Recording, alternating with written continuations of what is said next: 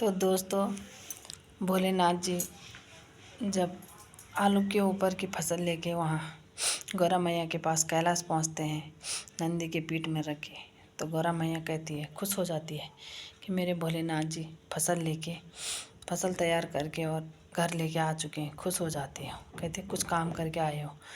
तो जब गौरा मैया पूछती है, हे भोलेनाथ, क्या बोया था आपने, दिखाओ। वो कहते हैं आलू। तो वो खोलती है थैला, तो देखती है उसमें घास ही घास।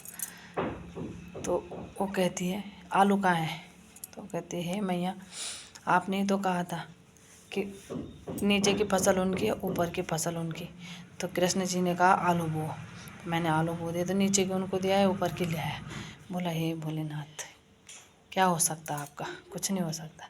बोला, फिर से जाओ, दोबारा फसल करो, इस बार शर्त दूसरी रखना। बोला, क्या शर्त रखे दूसरी?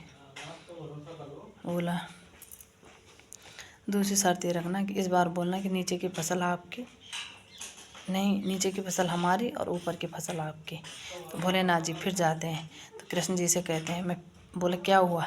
बोला, आपने मेरे को धोखा दे दिया, तो इस बार शर्त दोबारा चेंज करते हैं। बोला, क्या शर्त रखनी? बोला, आप जो शर्त रखते हो मुझे मंजूर है।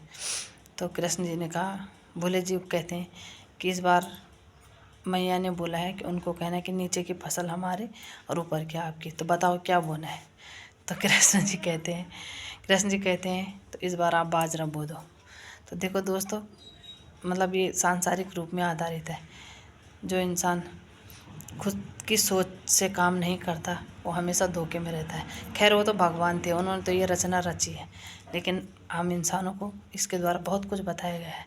तो वो बोते हैं बाजरा बोने के बाद फसल तैयार होती है, तो ऊपर का बाजरा काट लेते हैं और घास फूस लेके चले जाते हैं। फिर जाते हैं वहाँ नंदी के पीठ में रखा, फिर चले गए। गौरा मैया खुश हो जाती है, देखो हमारे भोले जी फिर आ गए फसल लेके। बोलते खोलो क्या हुआ? बोल देखे तो फिर घास ही घास। हे भोले, तो फसल का है? बोला, आपने तो कहा था कि इस बार बोलना ऊपर की तुम्हारी, नीचे की हमारी। तो बोला, उन्होंने क्या बोला? बोला, बाजरा बोने के लिए। तो बोला, ये भोलेनाथ, कुछ अपने दिमाग से भी सोचो। बोला, नहीं, आपने कहा उनसे पूछना। तो दोस्तों फिर से जाते हैं भोलेनाथ जी, बोलते हैं दोबारा जाओ, इस बार शर्त अगली रखना।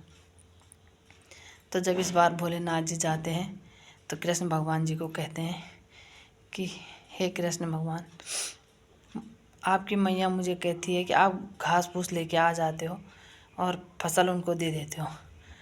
तो इसके आगे वाली कहानी के लिए अगली वीडियो देखें। तो मुझे बहुत अच्छा लगा ये सुन के।